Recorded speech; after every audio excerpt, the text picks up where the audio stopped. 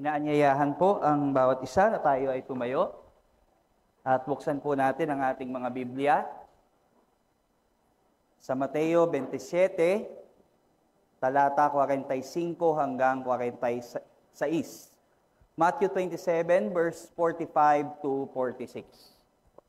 At gaya po ng sabi ni Pastor Boy, atin pong maging kaugalian na dali ng ating physical na Bible, no?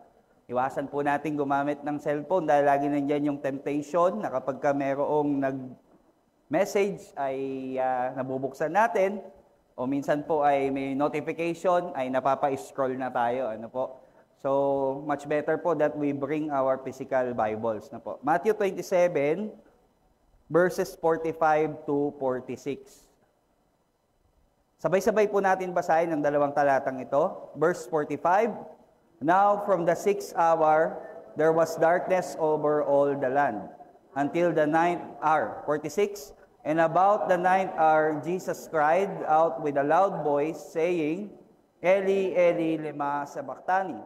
That is, my God, why have you forsaken me? Tayo po yumuko at manalangin. Let us pray.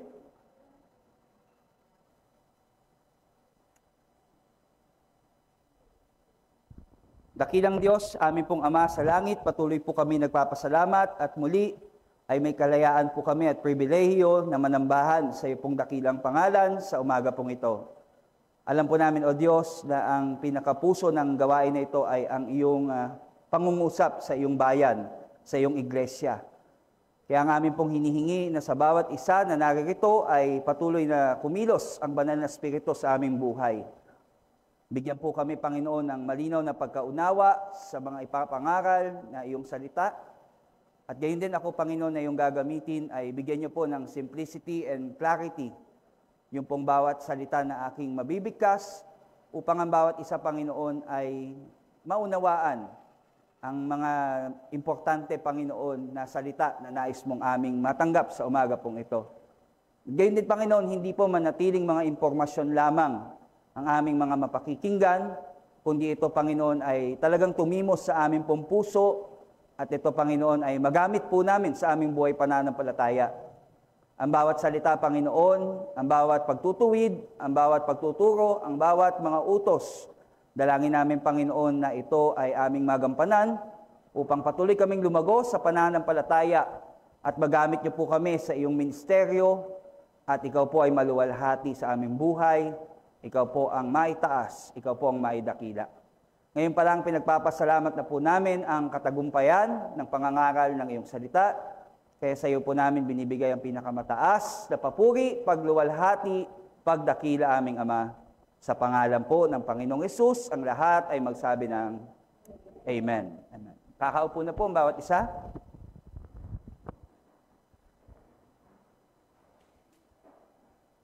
Tayo po ay magpapatuloy sa pangangaral sa ating serye ng Apostles' Creed. Ano po? Meron po tayong dalawang ongoing na sermon series. Isa po is on the book of Romans at ito pong isa yung Apostles' Creed. So may break po muna tayo sa ating book of Romans at nung isang linggo nasa Apostles' Creed tayo and today nasa Apostles' Creed pa din dahil maganda po na masusugan o ma-follow up po yung preaching ni Elder Mon last week regarding po doon sa crucifixion, death, and burial ni Christ. Ito po ay nakakabit pa din doon sa katotohanan pong iyon. Ngayon sa atin pong pagpapatuloy sa sermon series na ito, magandang matanong po ulit natin, ano nga po ba ang tinatawag nating creeds o credo sa Tagalog? Ano nga ba yung creed? What is a creed? Ang creed po is a statement of shared beliefs of a community. Ang credo po ay isang kapahayagan ng pinagkaisahang paniniwala ng isang komunidad. And on our case, yung mga katotohanan po na ating pinaniniwalaan at pinapamuhay mula sa Biblia ay atin pong pinagkaisahan at ito pong ating inihahayag. That is the reason why after ng service po natin, we are reciting yung Apostles' Creed. At mamaya po, makikita natin ang kahalagaan po nito. Biblical ba ang mga creeds? No? Biblical ba ito? Nasa Bible ba ito? Well, yung pong pinaka-earliest form of creed, o pinaka-sinauna po o nauna po na credo ay naisulat sa Biblia. Sa Bagong Tipan po at ang nagsulat po nito ay si Apostol Pablo. At napaka-iksi nung creed na yon, 3 word lang. Napaka-simple ng statement. At the first creed ng mga Christian is, Jesus is Lord. Sa Tagalog, si Kristo, ang Panginoong Jesucristo ay Panginoon. Di ba sabi sa Romans 10:9? Kung iyong ipahahayag na si Kristo ay Panginoon at maniniwala ka sa iyong puso na siya ay namatay at muling nabuhay, andun yung kaligtasan. No? So the very first Christian creed na makikita natin sa Scripture was written by the Apostle Paul, and napaka-simple ng statement, napaka-iksi, Jesus is Lord. At alam nyo na, lagay sa panganib ang buhay ng maraming Kristiyano sa credo na iyan. Dahil nung panahon pong iyon, kapag narinig ka na sinabi mo ang credo na Jesus is Lord, ikaw ay di ibibilang sa mga rebelde. Ibig sabihin, ikaw ay rebelde laban po sa emperador at sa buong Romanong Imperyo dahil ang credo ng Roman Empire is Caesar is Lord. Yung pong hari nila ang Panginoon. Yung emperador po nila ang kanilang Panginoon. At sino man po na maririnig na sinabi mong Jesus is Lord, is punishable by death. Pwede kang bitayin dahil titingnan ka nila bilang mga tinatawag natin na rebelde. And later on, yung mga creeds po ay lalong humaba. Naging mahaba ng mahaba na yung creeds. From Jesus is Lord ay humaba na yung mga tinatawag nating mga credo, at ito po yung tinatawag po natin na nag-evolve ngayon as confessions of faith. Tayo pong mga member ng CWC, we know that lahat tayo alam natin that we hold to the 1689 London Baptist Confession of Faith. So yung credo na Jesus is Lord, throughout history, nag-evolve siya humaba ng humaba dahil maraming kailangang ginawin sa ating Kristiyanong pananampalataya. So yung pong tinatawag nating creeds ay naging confessions of faith ngayon. May isa pa, yung tinatawag nating katekismo. Alam natin na tayong lahat, marami sa atin, majority of us came from the Roman Catholic. Naririnig natin ng katekismo sa kanila. Pero in reality, ang katekismo ay galing talaga yan sa mga protestante, sa ating mga born again. Yung mga katekism pong yan ay para ding confessions of faith pero in the question and answer format. At ginawa iyan para sa mga bata. No? May tinatawag po tayo ngayong creeds. Nag-evolve siya sa confessions of faith, and then naging tinatawag po natin catechism, no? O mga katekismo. Isang example ng catechism na atin pong sinusubaybayan ay yung Heidelberg Catechism. Ano po? So yan po yung tinatawag po natin na creeds. It is a statement of shared beliefs of a community. Ano po? Yung unang-unang kredong nabuo na outside from the Bible sa history. Ang unang-unang nabuo po is the Nicene Creed. Ang sumunod po is the Chalcedonian Creed. At ikatlo na lamang po itong Apostles' Creed. Yung Nicene Creed is in 325. Isipin nyo yung taon nun, tatlong number pa lang, 325. And then the Chalcedonian Creed in 481. And then yung Apostles' Creed, dumating yan ng 5th century. So ibig sabihin po, itong mga nire-recite natin ito ay nire-recite na ng mga sinauna pang Kristiyano na naging tapat sa Biblia na nauna pa sa atin. Yung Apostles' Creed po, yung ating ginagamit ngayon. Dahil bakit po? Kasi mas maiksi siya. Mas madali siyang ma-memorize. Bakit po nabuo yung mga credo na ito? Dahil nilinaw po sa mga credong ito yung mga mahalagang aral ng Biblia. Kagaya po ng Trinity. Kagaya po ng nature and work ni Christ. Ang kalikasan at ang gawa ni Kristo. Yung mga doktrina po na mahalaga sa pagkaunawa natin sa Ebanghelyo o sa nakapagliligtas na gospel ay nililinaw ng mga kredo. Ngayon, bakit po mahalaga ang mga kredo na ito? Tatlong bagay po. Kasi una, tinutulungan ito ang iglesia o ang church na kung saan ay pagbuklo din ito. To unite the church, saan po? To unite them in faith and in practice. Ang isang iglesia po, ang tunay na pagkakaisa sa iglesia ay hindi po nakabase yan sa ating mabuting pakikisama sa isa't isa. Hindi po. Ang tinatawag po na unity ng iglesia, according din sa Ephesians, ay nagmumula sa ating pinagkakaisahan na katotohanan mula sa Biblia. No? Kasi pwede tayong may term na ganito, pwede tayong magbolahan, pwede tayong magplastikan, it can produce ng isang unity na synthetic, pero hindi tatagal. Ang unity po, it comes from sa tinatawag nating pagkakaisa sa mga katotohanan na mula sa Biblia.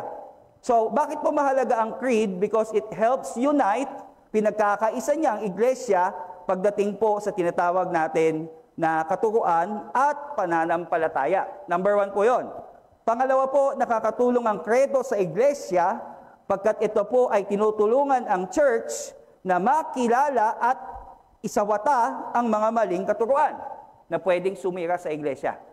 Kasi hindi po natin mai-deny, marami pong mga false teaching na ngayon na nakakapasok sa mga Christian churches. Dahil bakit po? Dahil hindi po sila malinaw sa kanilang mga paninindigan patungkol sa katotohanan ng salita ng Diyos.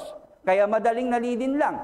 Kaya madali pong nasisira ang iglesia dahil sa hindi po nila nalalaman ano ang tunay at ano po ang huwad na katuruan.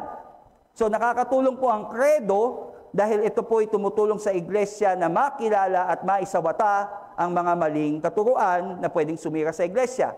So number 1, it helps unite the church in faith and practice. Pangalawa po, it helps the church to discern and reject false teaching. At ikatlo po, ito po yung kagandahan ng kredo. Tinuturuan po ang kasalukuyang henerasyon na ituro sa susunod na henerasyon ang mga paninindigan ng ating mga ninuno sa pananampalataya. In short, it preserves the orthodoxy of the church throughout generations. Sa bawat salinlahi ay napapanatili natin yung aral ng mga sinaunang Kristiyano na ating ninuno sa pananampalataya. Yan po ang tulong ng kredo sa atin. Kaya kung nagtataka po kayo, bakit nagkaroon tayo sa ating service ng Apostles' Creed, yan po yung reason why. Mahalaga po yung mga kredo na iyan, na ibahagi po, isama natin sa ating tinatawag na pananambahan. Ang Apostles' Creed po is a good summary of the Christian faith.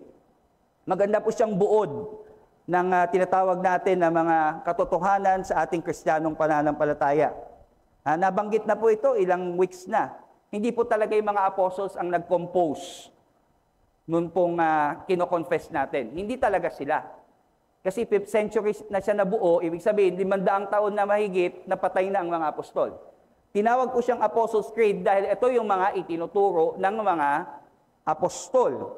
At although the Apostles' Creed is not inspired by the Holy Spirit like the Bible, hindi man po siya kinasiyan ng banal na spirito, kagaya po ng Biblia na meron tayo, pinili po natin na ipahayag ang Apostles' Creed na ito dahil nga po dun sa 3 benefits na yon.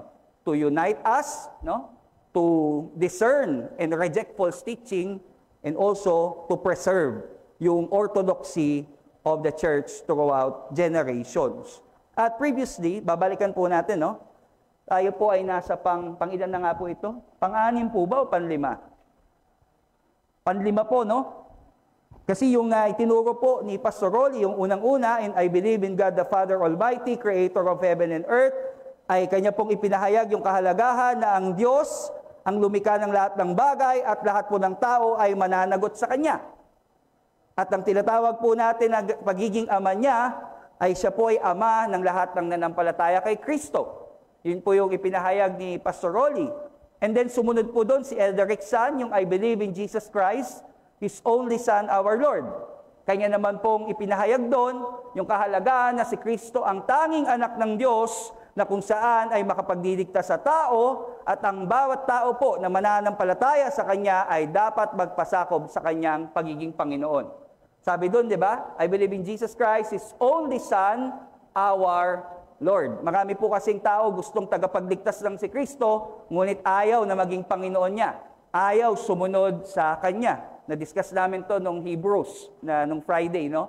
May mga tao na agree naman sa gospel, di naman sila hostile sa gospel, pero pag sinabi na sumunod ka kay Kristo, magpasakop ka sa Kanya, magpabautismo ka, sumali ka sa iglesia, sumali ka sa ministeryo, ayaw. Importante po yung creed natin na I believe in Jesus Christ, His only Son, our Lord. Hindi po pwedeng Savior mo lang siya, pero hindi mo siya Lord. We must submit to His Lordship. Ikatlo po, ipinangaral po ni Elder J, who was conceived by the Holy Spirit, born of the Virgin Mary. Yung kahalagahan naman po na si Kristo ay nagkatawang tao upang para siya'y mamatay. Kasi bilang Diyos, hindi siya pwedeng mamatay. Nagkatawang tao siya para mamatay upang bayaran ang utang natin, nakabayaran ng kasalanan ay kamatayan.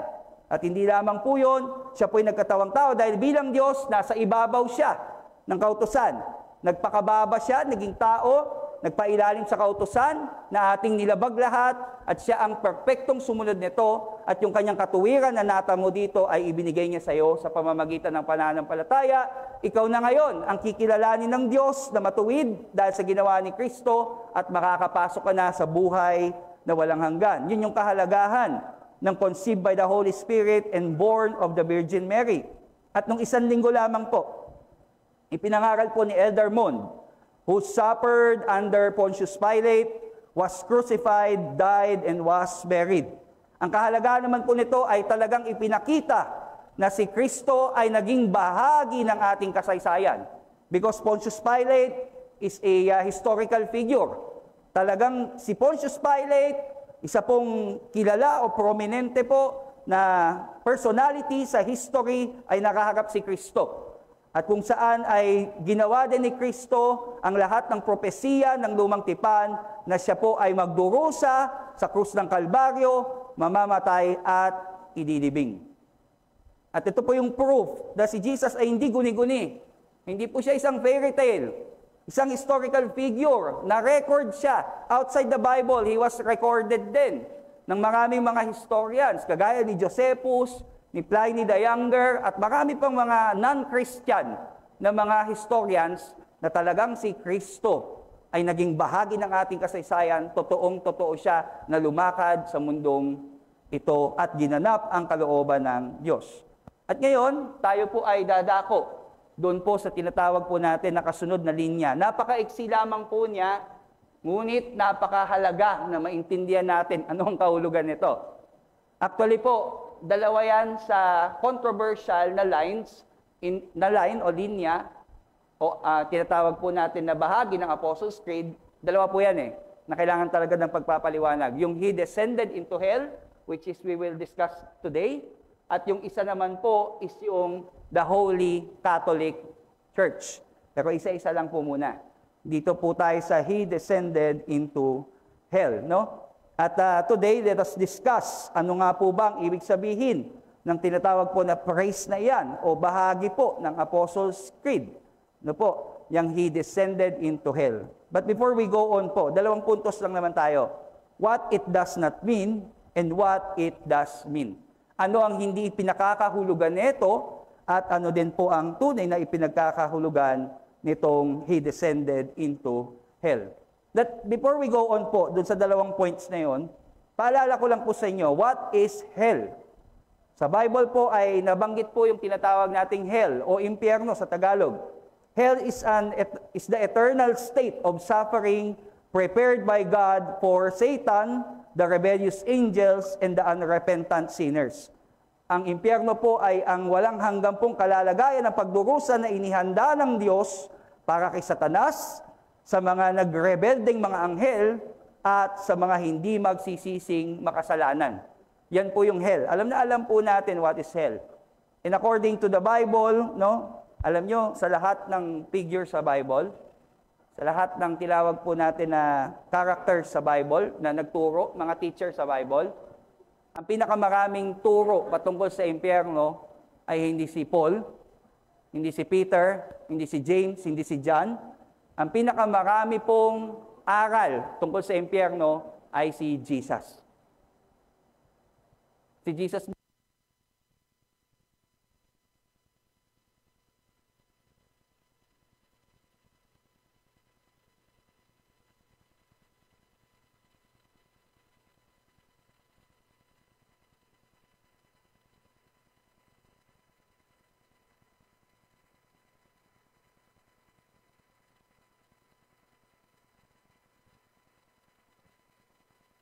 Hello.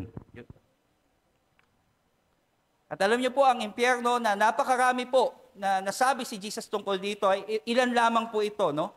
sa mga katotohanan ng impyerno. Unang-una, alam natin, ito po ay lugar ng walang hanggang pahirap, walang hanggang sakit, dahil po sa apoy na hindi namamatay. Matthew 13 and Revelation 21, nasabi ni Jesus yan at ni Apostle John. Walang hanggan po na pagdurusa dahil sa apoy na hindi namamatay. Gayon din po ang impyerno, ayon po kay Peter, ay lugar ng napakakapal na dilim. Saan kayo nakakitang may apoy, may liwanag, pero madilim? Pusikit ang kadiliman sa impyerno according to 2 Peter 2:17. At gayon din ang impyerno po ay isang lugar ng nakababaliw na sigawan at pangangalit ng ngipin. Sabi ni Jesus yan sa Matthew 25:30, hindi ka makakapagpahinga doon. Mababaliw-baliw ka sa naririnig mong sigawan ng tao na walang katapusan. At gayon din ang impyerno po ay lugar na nakakadiri. Bakit po? Dahil yung baho po, yung kabulukan ay naroon. At yun po ay makikita natin na merong mga uod na hindi namamatay. Ayon po kay Jesus sa Mark 9. And also, ang hell po ay hindi lang pinahihirapan ka ng apoy, ito po ay lugar na kung saan ay mamimilipit ka sa uhaw. Makikita po natin yung sa Luke 16 na nabanggit din ni Jesus. At ang pinakamalala po sa lahat, according po sa Jude chapter 6, ang impyerno po ay isang lugar na kung saan ay nakakulong ka at nakatanikala ng walang hanggan at wala pong pag-asa na ikaw ay makalaya. Alam po natin lahat ito ay nagmumula sa Biblia. Alam niyo po, sa kabila ng parang anlupit ng impyerno, ito po yung matuwid na dapat gawin ng Diyos. Ito po yung tinatawag nating righteousness ng Panginoon. Ito po yung tinatawag nating perfect justice ng Diyos. Alam niyo po, hindi natutuwa ang Diyos kapag merong namamatay na makasalanan at napupunta sa impyerno. Baka inaakala po natin na ang Diyos ay natutuwa kapag may napapahamak. According po kay Ezekiel chapter 18 verse 32 and Ezekiel 33:11, God does not take joy in the death of the wicked. Ayaw po ng Diyos ng tao ay mapapahamak po sa lugar ng impyerno. Alam niyo po, pagka nag-street preaching tayo, and kailangan dumaan dito kailangan ipangaral ito yung bad news Marami sa mga tao ay parang ayaw nila na naririnig yung word na impyerno. Bakit po? Kasi we know that lahat po tayo deep inside is guilty. Kaya ang tao ayaw marinig ang impyerno. Kaya ngayon may mga churches na hindi na po nangangaral tungkol po sa kasalanan at sa kabayaran nito. Lagi na lang po itinuturo ay yung mga nakakakiliti sa tenga na masarap pakinggan. Ngunit kailangan po marinig ng tao ang katotohanan na ito. Kung si Jesus nga nangaral, napakarami niyang aral, siya yung pinakamaraming aral tungkol sa impyerno. Kailangan nating maging tapat sa gospel at ipahayag po ito bilang warning sa mga tao. Ngayon, kung yan po yung impyerno, ano ang ibig sabihin sa Apostles' Creed na si Jesus, sabi po dyan, He descended into hell. What it does not mean. Next slide po tayo. Ano ang hindi ipinakahuhulugan ng He descended into hell? Ngayon pa lang po, direct chain ko na po kayo, hindi po napunta si Jesus sa impyerno sa loob ng 3 araw na siya ay patay. Hindi ko na po ipatatas ang kamay, pero meron bang naniniwalang ganon yung kalalagayan nung habang siya'y patay, nasa impyerno siya? Kung ngayon mo lang narinig ito, kailangan mong pakinggan maigi yung mga talata na ating pong pag-uusapan. Alam nyo, maraming naniniwala, kahit Kristiyano na si Jesus ay nagdusa sa impyerno sa loob ng 3 araw nung siya ay namatay. Hindi po. Alam nyo, yung maling paniniwalang ito ay kalimitan na ikakabit sa 2 verse na ito. 1 Peter 3:18-20 and Ephesians 4:8-10.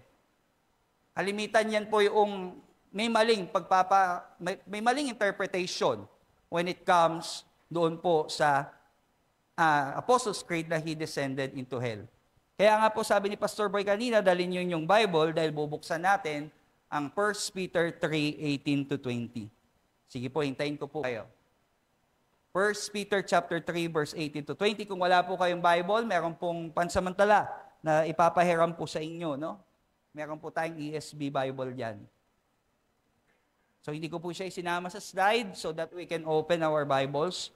1 Peter chapter 3 verse 18 to 20. Ito po yung ginagamit ng ilan na naniniwala na si Kristo ay napunta sa impyerno during the time that He was dead for 3 days.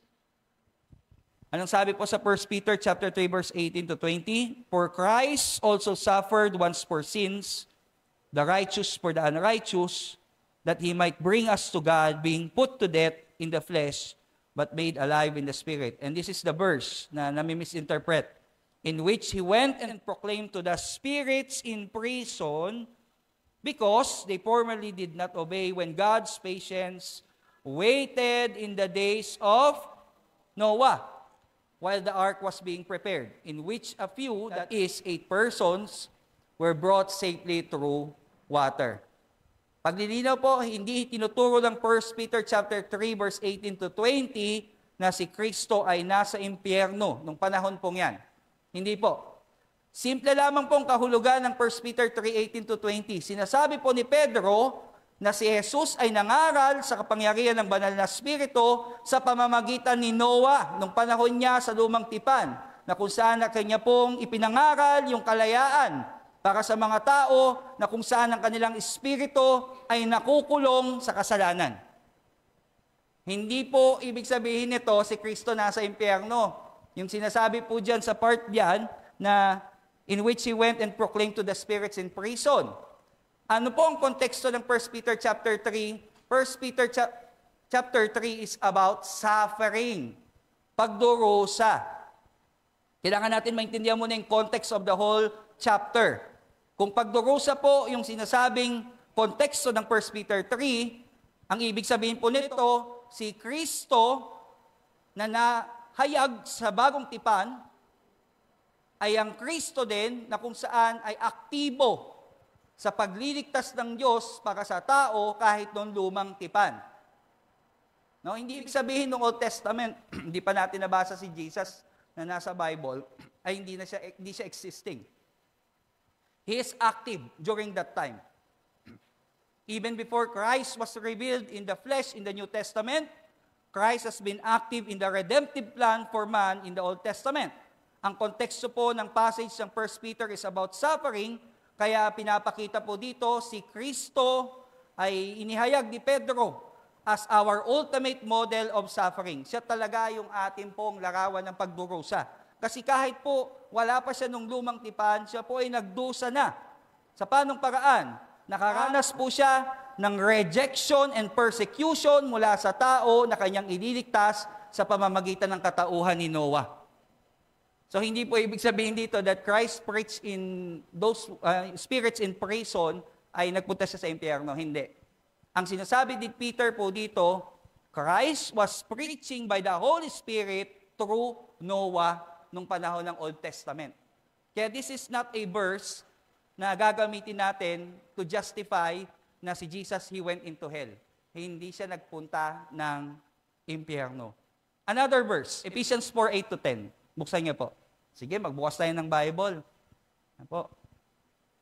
Ephesians chapter 4, verse 8 to 10. Another verse that is misquoted or tinatawag po nating may maling pagkaunawa minsan. Na minsan ginagamit po ito na sinasabi na, ayan no, si Kristo nagpunta sa impyerno. No? Hindi po iyan ang kaso ng talatang yan. Ipapaliwanag po natin.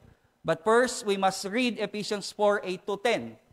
Sabi po sa verse 8, therefore it says, when He ascended on high, He led a host of captives, and He gave gifts to men. Ito yung isa sa mga verse na pwedeng gamitin ni Elder Berhel patungkol sa ascension ni Christ. Nung siya po ay nabuhay magulit, bumalik sa kanang Ama, sa kanang bahagi ng Ama sa langit, He gave gifts to men, and that is yung gift ng salvation. Ito na yung controversial verse, verse 9. In saying He ascended, what does it mean? But that He had also descended into the lower regions of the earth. Verse 10, He who descended is the one who also ascended far above all the heavens, that He might fill all things. Another verse po ito na ngayon pa lang sinasabi na natin, Ephesians 4:8-10 does not teach us that Christ went into hell. Hindi po din yan yon. Hindi po ibig sabihin yan si Kristo ay nagdusa sa impyerno sa mga talatang yan. Nung sinabi po ni Paul na si Jesus, He descended into the lower regions of the earth, si Kristo ay nagpakababa sa pinakamabababang lugar dito po sa mundo, simple lang sinasabi ni Paul yan. Sinasabi niya na si Kristo mula sa langit ay nagpunta dito sa atin sa lupa, hindi sa impyerno. At titingnan niyo po, ang buhay ni Kristo. Saan siya pinanganak? Sabsaban. May pinanganak ba dito sa Sabsaban? Hindi ba? Napakababa ng kalalagayan na ngayon. Ikaw pinanganak sa Sabsaban. At si Kristo, inilitis siya ng hindi patas. Napakababa nung tingin sa kanya. Si Kristo ay nilatayan ng malupit. At hiniya siya sa krus ng Kalbaryo. Yung sa krus ng Kalbaryo, minsan nakikita natin, nakatapis pa yung mga larawan eh. Ang totoo nun, wala talagang damit. Yung mga pinapako nun, hinihiya talaga. At si Kristo, saan inilibing? Hinirampa. Hirampa yung libingan niya. Pagsabi po dito ni Peter, na yung sinasabi po dito, he had also descended into the lower regions of the earth. Yung ibig sabihin lang po noon, si Kristo na Diyos na napakatayog, ay nagpakababa at sumaatin. Yun lang po ibig sabihin nun. Hindi po ito yung verse na nagtuturo sa atin na si Kristo ay nagdusa pa sa impyerno during the time na siya ay namatay. Yan po ang konteksto niyan pong Ephesians 4:8-10. At marami pong ginagamit ng verse na yan para ituro na si Kristo ay napunta sa impyerno, pero hindi po yan yung katotohanan. Hindi po itinuturo dito ni Pablo na si Kristo po ay napunta sa impyerno. Kaya, sabi po diyan, what it does not mean, He descended into hell. Hindi po yan actual hell na kung saan si Kristo ay napunta nang siya po ay inilibing at namatay sa loob ng 3 araw. Ito po yung dapat natin maintindihan. What it does mean. Ano ang kahulugan ngayon ng He descended into hell kung hindi literal na si Kristo ay nagdusa sa impyerno? Ano pong ibig sabihin ng He descended into hell? Dapat po nating maintindihan na ang Panginoong Jesucristo ay hindi niya na kinakailangan mapunta sa impyerno at magdusa upang iligtas tayo. Hindi niya kailangan po magdusa sa impyerno para tayo ay mailigtas mula sa apoy din ng impyerno. Ito po ang pruweba that He never went into hell. Scripture pa din. Naalala niyo yung Luke 23:43? Lagi ito nababasa kapag mahal na araw. Isa sa mga 7 last word ni Jesus. Anong sabi niya doon sa thief on the cross? Today, you will be with me in paradise. Yung araw na din iyon na namatay siya, binigyan niya ng assurance ang nanampalatayang magnanakaw sa krus na ngayong araw din, you will be with me in paradise, not in hell. Luke 23:43. Alam na alam ni Kristo saan siya mapupunta pagkatapos na siya ay mamatay. Hindi kailangan na siya ay magdusa sa impyerno para mailigtas tayo. Another, John 19:30. Isa din sa mga 7 last word ni Jesus ito. Anong sabi ni Jesus? And Jesus said, it is finished. Tetelestai. Isang word na yon. Tetelestai. It is finished. He said this before He died. Not after He resurrected. Matapos na siya ay mamatay sa krus ng Kalbaryo, tapos na. Bayad na. Kinakanta natin, Jesus paid it. Hindi kailangan na siya magdusa sa impyerno. Yung kanyang buhay, pagdurusa, kamatayan, tetelestai. It is finished. John 19:30. Clearly, it teaches us that before He died, He was able to redeem us And there was no need for him to suffer in hell to pay for our sins and redeem us.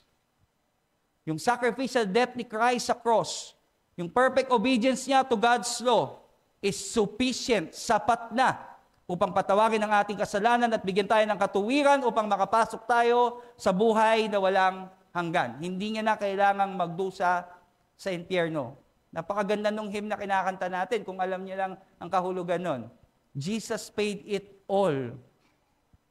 Tapos na doon.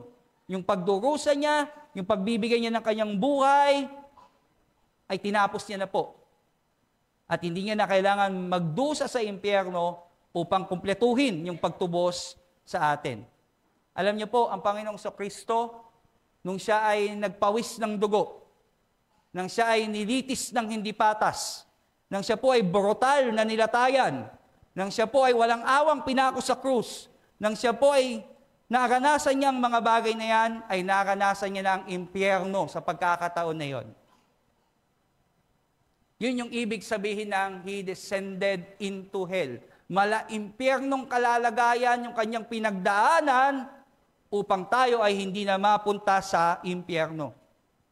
Alam nyo, sa lahat ng sinabi ko, nagpawis siya ng dugo, humarap siya sa isang korte at nilitis ng hindi patas, nilatayin siya 39 times, na punit-punit yung kanyang laman, lumabas na yung kanyang buto, ipinako siya ng walang awa sa krus na alam niyo, hindi naman kinis yung krus eh. Napaka-rough po nun. Yung lahat po ng mala-impyernong karanasan na yon na naranasan ni Kristo, wala doon yung pinakamala-impyerno. Hindi ko nabanggit doon yung pinakamala-impyernong naranasan niya. Wala tayong narinig kay Jesus. Wala tayong nabasa sa scripture na nagreklamo siya. Ang bigat naman ng cross, ang sakit naman ng pako, ang hapdi naman ng latay. Wala po tayong narinig. Na siya po ay uminda. Na siya po ay nagreklamo. Na siya po ay umaray habang dumadaan sa mala-impyernong kalalagayan na yon. Alam niyo, yung pinakamala-impyernong bagay na naranasan ni Kristo, yung binasa nating verse kanina. Yung spiritual suffering, yun yung pinakamala-impyerno na naranasan niya. Nung sinabi niya na, Eli, Eli, lema sabachthani. Father, Father, why have you forsaken me? Doon lang siya uminda. Dumilim ang langit, nabasa po natin. Habang nakasampay siya sa krus ng Kalbaryo, napagtanto niya na iniwan siya ng kanyang ama. Unang pagkakataon po sa kasaysayan, tinalikuran siya ng ama. Iniwan siya. And that is the time na mala-impyerno yung naranasan niya sa kanyang buhay. That is the most hellish point in his life.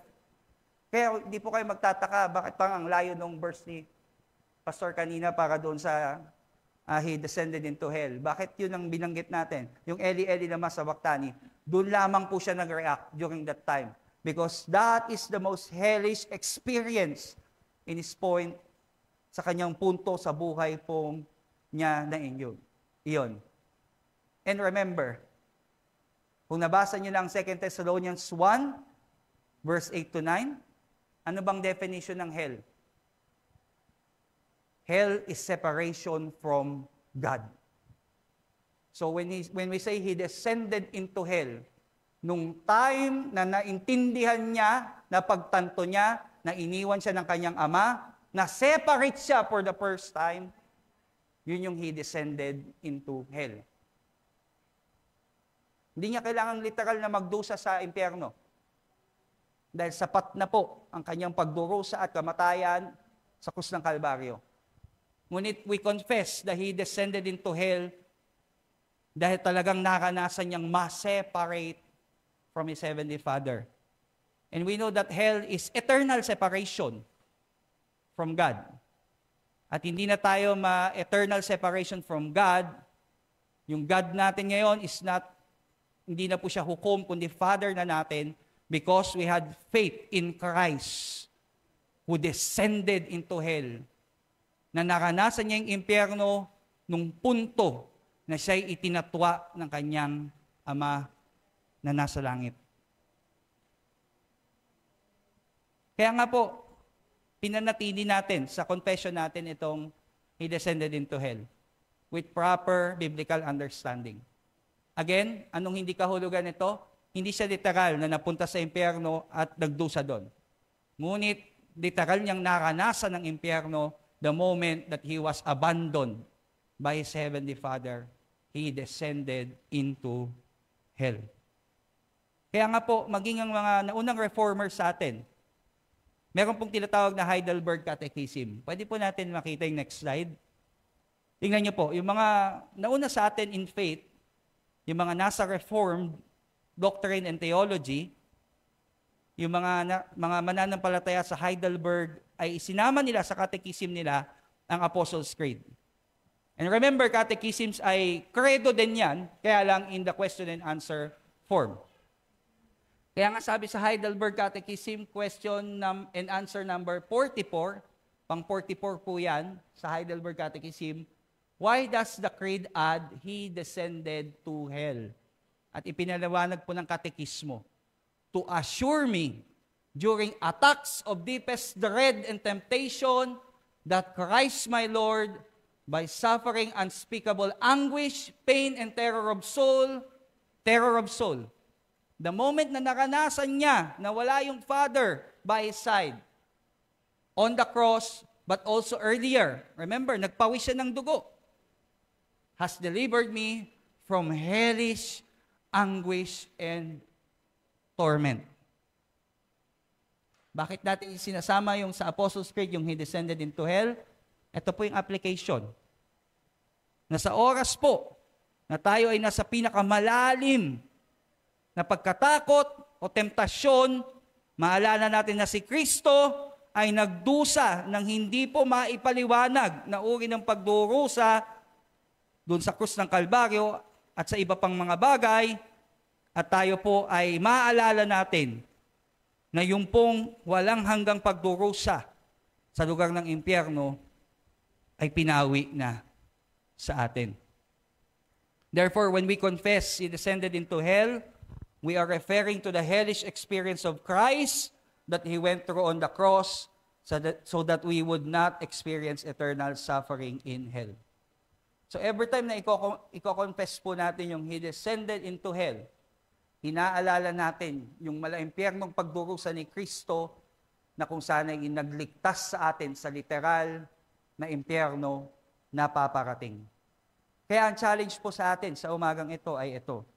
Ito po ang ating aplikasyon sa umagang ito. Let us remember the hellish suffering of Christ during our trials to encourage us to persevere in the faith. Alam niyo po, kung naiintindihan natin ano yung pinagdaanan ni Kristo sa kanyang buhay, lalo na kapag nasa punto din po tayo na tayo nagdurusa, alam niyo, kung naaalala natin kung ano yung pinagdaanan ni Kristo para sa atin, ay magpapatuloy tayo. Kahit nasa gitna po tayo ng malaimpyerno po, nakalalagayan sa ating buhay. Dahil bakit? Dahil pinawi na ni Kristo yung pong walang hanggang pagdurusa na dapat na ipataw po sa atin. At tayo ay magpapatuloy sa buhay na ito. Kanina may kapatid na lumapit sa akin, sabi sa akin, Pastor, parang sa mundong ito hindi natatapos yung problema, no? Ay hindi naman po talaga matatapos. Minsan nga, hindi pa tapos yung isa, ito na naman. O minsan, sabay-sabay. Minsan, masasabi mo na, ano ba naman buhay ito? Parang impyerno. Di ba? Sa inis mo minsan. No? Kaya maalala mo, yung tunay na impyerno, ay pinawi na ni Kristo yan sa'yo. Dahil si Kristo mismo ay dumaan po sa malaimpyernong kalalagayan, at yung anuman ng ating nararanasan sa mundong ito, na nasasabi na natin minsan na malaimpyerno, ay pansamantala lamang. May katapusan. Alam niyo sa church history, may tinatawag po na Eustachius. Si Eustachius. This is sa time ni Emperor Trajan. Diba, kinukwento po natin sa inyo sa CMC, may 10 Romanong emperador na naging malupit sa mga Kristiyano. Pangalawa po doon si Emperor Trajan. At si Emperor Trajan ay meron po siyang tinatawag na magaling na commander. Laging panalo sa giyera. Itong si Eustachius na kanyang commander. Isang beses po na sila'y nanalo sa pakikipagdigma, inutusan ni Trajan na mag-celebrate si Commander Eustachius kasama ng mga pagano ng mga sundalo. nag-refuse. Si Eustachius, dahil siya ay Kristiyano, ayaw niya makibahagi sa paganong selebrasyon ng kanilang pagkapanalo. Alam niyo, sa lupit ni Emperor Trajan, nakalimutan niya lahat ng mga victories ni Eustachius para sa kanya. Alam niyo ang ginawa? Sa bundok ng Ararat ay ipinapako siya. Pero hindi pa po yun. Kasama ng kanyang asawa, ng kanyang mga maliliit na anak, at ng kanyang mga tagapaglingkod. Buong tahanan niya, pinako sa Mount Ararat. This is, hindi to kwento this is history. Imagine the hell that you have to go through sa puntong iyon dahil sa pananampalataya mo.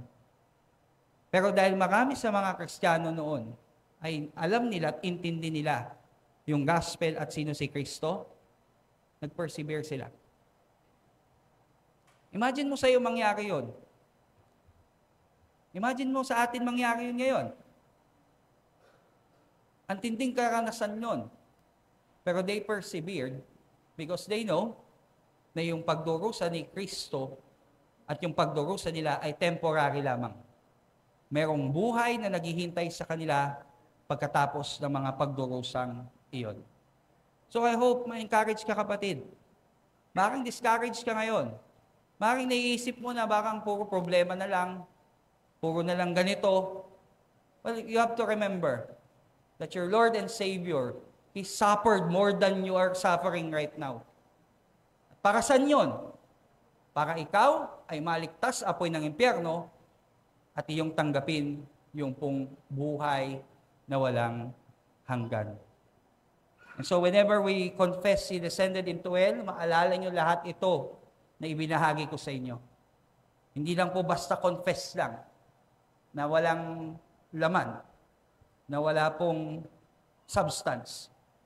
Yung simpleng He descended into hell ay napakalalim pong kahulugan na yan. At yan ay i-apply mo sa iyong buhay. This is what He descended into hell means to us. Ito ang kahulugan ng sinasabi po na siya ay nagpakababa sa impyerno para sa atin.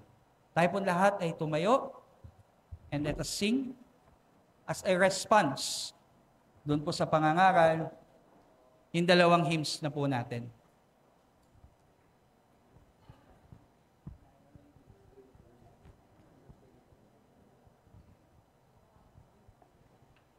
Love.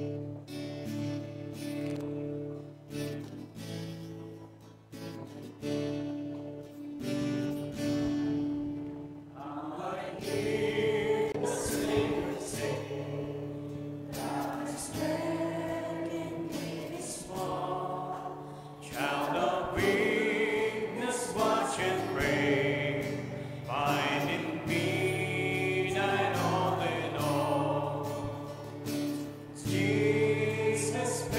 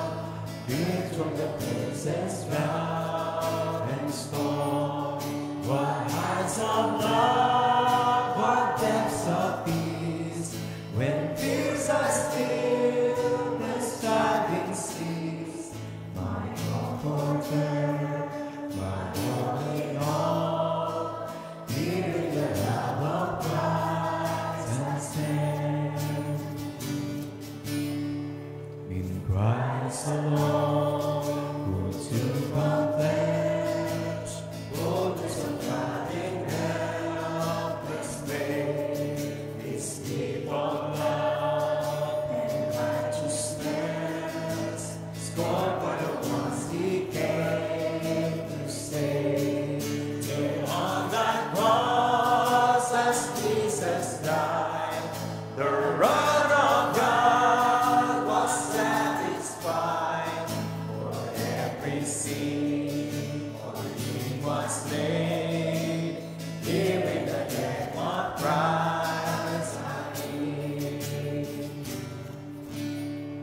There in the ground is not who lay, light of the world by darkness slain, then bursting forth in glorious day, out from the grave He rose again. And as He stands in victory, since Christ has lost His victory, for I am His and He is mine, up with the precious blood of Christ. No guilt and life, no fear and death, this is the power of Christ in me. For life first cried to find my breath, Jesus commands my destiny. No part of man, no schemes of man, can ever block me from His hand. Till He returns or calls me home, here in the power of Christ I stand. No power of man, no schemes of man, can ever block me from His hands. Till He returns or calls me home, here in the power of Christ I stand. Here in the power of Christ I stand. Here in the power of Christ I stand. Tayo po'y manalangin.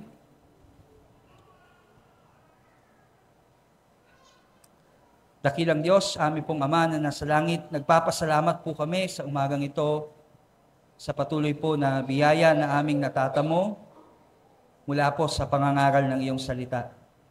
Salamat po sa karunungan, sa mga pagtuturo, pagtutuwid at pagbibigay po ng gabay sa amin kung paano po kami dapat manampalataya at mamuhay ng ayon po sa kalooban ng Panginoong Jesucristo. Sa oras po na kami nakakaranas ng mga matinding pagdurusa at paghihirap sa mundong ito bilang mga mananampalataya, ay dalangin po namin, Panginoon, na maalala po namin ang katotohanan na ito, that Christ descended into hell, na siya maging ang aming Panginoon ay nakaranas po ng napakatindi na pagdurusa upang kami, Panginoon, ay magkaroon ng pag-asa na maligtas, Panginoon, sa walang hanggang pagdurusa doon sa lugar ng impyerno. At ngayon pa lang, Panginoon, ay naranasan na po namin ang pagpapalang ito. Bagamat ito po ay hinaharap na pangako na amin pong makakamtan, na kami maliligtas po mula sa apoy ng impyerno at makakapasok sa buhay na walang hanggan.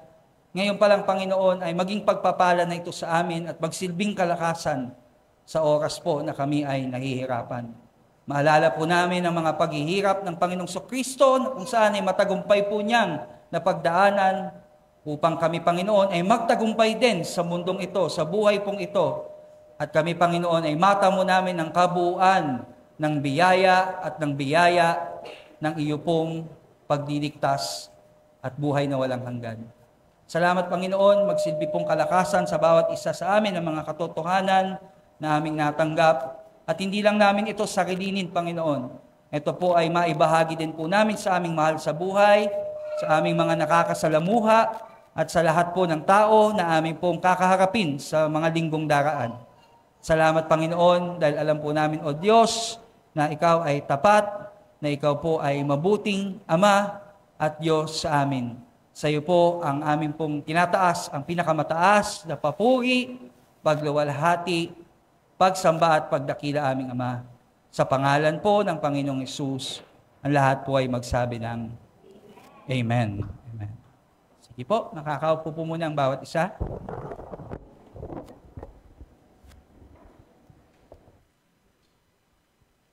Ilang mga announcement lamang po. Nais po natin muli na ipaalala sa bawat isa. Again, sa araw po ng pananambahan ay sikapin po natin magdala talaga ng Biblia.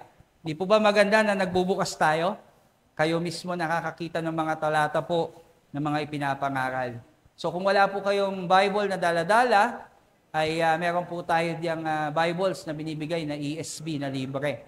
Yun po yung sabay-sabay nating binabasa sa ating public reading ng Scripture para iisang salin po tayo. So yun po yung announcement natin sa pananambahan. And then yung pong ating pangalawa na layunin ng iglesia ay yung tinatawag nating pag-aaral sa isa't isa, pagbibigay kalakasan o yung discipleship. Ginaganap po natin yan every Friday night. Tuwing Biyernes po ng gabi, ginagawa natin siyang sa huling araw ng linggo para po kinabukasan ay pahinga. No? Alam po natin yung iba sa atin ay nag-aaral, nagtatrabaho. So kaya ginawa po natin siyang Friday night, 7 p.m. Hindi naman po tayo maabot ng alas 10 o alas 9 hanggang 8:30 lang po, tapos na tayo. Maganda po yung aming topic last week. Kung nasubaybayan niyo po sa live stream ay mas maganda. No? Yung topic namin last week is from Hebrews. No? At magandang paalala yun, no? Yung sa Hebrews. Ang Book of Hebrews ay 3 klase ng recipient o audience ang sinulatan ng author. Isa po ay mga tunay na mananampalataya, ngunit mga immature, no? Kulang sa pagsunod, at ang nais po ay yung dating gawi ang gawin, pero tunay na ligtas. Pangalawang recipient po ng Hebrews ay mga nag-aangking Kristiyano, ngunit wala namang pagtalima kay Kristo.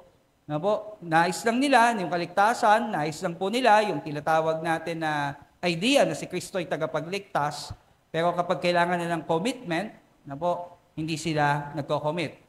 Kasi kapag yung time na yon, pag na-identify ka as Christian, ay papatayin ka talaga. So yun yung second audience ng Hebrews, na pag medyo okay yung kalalagayan, Christian siya, pero pag andyan na yung pag-uusig, hindi nagpabaptize. Kasi pag once baptized ka, at ikay member ng church, talagang pag-uusigin ka nun. So yun yung second, yung mga unbeliever na nagsasabing believer sila pero walang commitment kay Christ. And finally, yung mga na-expose sa gospel.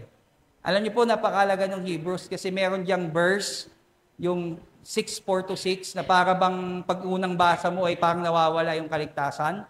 Pero kung hindi mo alam yung background ng Hebrews, maliligaw ka talaga ng yung interpretasyon. Kaya napakalaking tulong po yung Friday night discipleship sa bawat isa sa atin. Marka po ng isang tunay na mananampalataya na nais niyang lumago sa biyaya at karunungan patungkol sa Panginoong Kristo. So siguro kung tayo po nakakapagbigay naman ng time sa mga ibang bagay, mas lalong bigyan po natin ng time ng discipleship. Again, pangalawa pa lang po ito sa layunin nung natin bilang Kristiyano. Kasi yung una, pananambahan, okay, nakapanambahan po tayo. Pero tandaan niyo po, nais ng Panginoon na magkaroon tayo ng discipleship. And every Christian is part ng discipleship. Hindi lang yung mga workers, hindi lang yung mga pastors, every member of the church should go through yung patuloy na discipleship. And I pray na magkaroon kayo ng desire sa bagay na yan. Kasi kung hindi, questionable yung profession natin ng faith. At ikatlo po, yung evangelism natin. Yung pag-share ng gospel. Regular po tayong merong outreach dito sa Bagong Pook. Meron po tayong second service mamayang hapon. So I pray po na makabahagi po namin kayo doon. And even sa ating evangelism. Mamaya po meron tayong street evangelism. Pag-pray po natin na magkaroon ng magandang weather. Na po, ang speaker pala mamaya sa ating cemetery community outreach o yung ating pioneering house church doon ay si Pastor Rolly pa din po. No? Ang topic natin doon ay maganda. Pag-pray nyo po kami. Kasi hindi biro-biro yung topic natin. Alam niyo yung topic? Parang po ito spiritual kasi ito Spiritual warfare kasi ito Alam niyo yung topic? Idolatry. Itinuturo po namin doon. Mamaya na yung application, Pastor, no? Baka mamaya may magsuko ng mga tinatawag natin ng mga larawan, imahen. Pag-pray nyo po na yung nakatatlong week na po tayo na idolatry, yung binabakbakan natin sa lugar na iyon. So, continue to cover us in prayer. Ano po? Yung pag-iingat ng Panginoon, yung pong puso ng mga taong nakikinig, no? Pag-pray natin. Mamaya, ang ituturo po natin is, anong gagawin mo kung meron ka pang manyika sa bahay mo? Alam niyo yung manyika? Yung dinadamitan, nilalagyan ng 5 pisong sampagita, tinitirikan ng sperma. Hindi na nga sperma ngayon, no? Sa Shopee, yung electronic, no? Kung meron pa kayo niyan o yung tawag doon, yung mga papel-papel na ganon, yun po yung mamaya na ituturo namin. Isuko yan. No? Yung tamang pagsusuko noon. Hindi natin tuturo sa kanilang itapon kasi baka may makapulot, himala. No? Baka sabihin, himala, swerte. No? May tama kasing process doon. So mamaya tuturo ni Pastor Rolly yun, pakisama po sa prayer. And yung atin pong evangelism mamaya, street evangelism, elders, usap-usap na lang po sino yung mga ngasiwa ng ating, ikaw sa street evangelism. Okay, so pray natin good weather kasi alam niyo naman, maulan. So sama natin po sa panalangin. So church, wag po kayong magagalit sa akin. Wag po kayong ma-offend. If lagi ko kayong ini-encourage to attend yung, ayan na naman si Pastor, yung evangelism, yung discipleship, yung pwede simba-simba na lang. Hindi po. Ngayon pa lang, sasabihin ko, hindi po. Iba yung pananambahan, iba yung discipleship, iba yung evangelism. Lahat yan, tatlong yan, ay kalooban ng Diyos sa atin bilang mananampalataya. Po? Kung ang Diyos natin is a triune God, yung layunin niya din sa atin bilang Kristiyano, tatlo din eh. Worship, discipleship, and evangelism. Napakasimple na nga lang po ng gawain natin sa church. Wala na tayong mga added na kung ano-ano pa. Yung tatlong bagay pong yan, I pray na every member of our church will grow sa tatlong bagay na yan. Hindi pwedeng pasimba-simba lang, worship lang. Kailangan may discipleship at kailangan mayroon pong evangelism. And I hope ma-encourage po kayo. No? Kasi pagdating naman natin po doon sa harap ng Panginoon, hindi nga sasabihin, welcome my good and faithful attendee. Pag Sunday, di ba? Lagi kang nandun na linggo, welcome. Hindi. Ano sasabihin ng Lord? Welcome my good and faithful servant, tagapaglingkod. So I encourage you po na tayo ay wag maging, sabi nga ni Elder Mon, wag maging nominal Christian lang. Talagang sumunod po tayo sa Panginoon. So let us all stand. Tayo po lahat ay tumayo. May announcement po? Okay, yes po. Yung Reformation Conference po natin, lahat ng kasama doon, lahat ng leaders po natin and elders, may meeting po tayo pagkatapos ng ating service po. To finalize po yung Reformation Conference natin this coming 28. So, yun lamang po. Let us confess our Apostles' Creed. Sabay-sabay po nating bigkasin ito. Hindi lang po for the sake na mabigkas, kundi ma-reflect po natin sa ating buhay, individual, and as a church, ang mga katotohanan pong ito na ating pinaninindigan at sinasapamuhay. Let us confess, I believe, Creator of heaven and earth. I believe in Jesus Christ, His only Son, our Lord, who was conceived by the Holy Spirit and born of the Virgin Mary. He suffered under Pontius Pilate, was crucified, died, and was buried. He descended to hell. The third day, He rose again from the dead. He ascended to heaven and is seated at the right hand of God, the Father Almighty. From there, He will come to judge the living and the dead. I believe in the Holy Spirit, the Holy Catholic Church, the communion of saints, the forgiveness of sins, the resurrection of the body, and the life everlasting. Amen. Taas po natin ang ating kamay for our benediction. Sumayin nawa ang biyaya, habag, pag-ibig, kagalakan at pagpapala ng Diyos sa ngalan ng Ama, ng Anak at ng Espiritu Santo. Amen. Let us sing.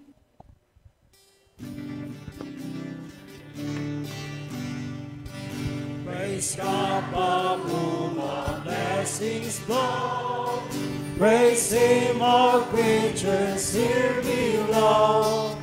Praise Him above the heavenly hosts. Praise Father, Son, and Holy Ghost.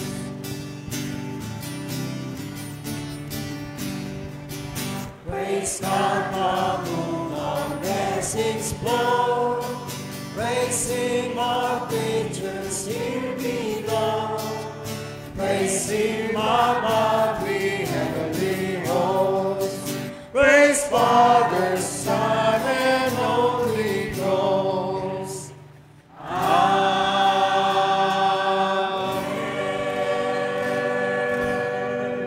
God bless us all, and to God be the glory.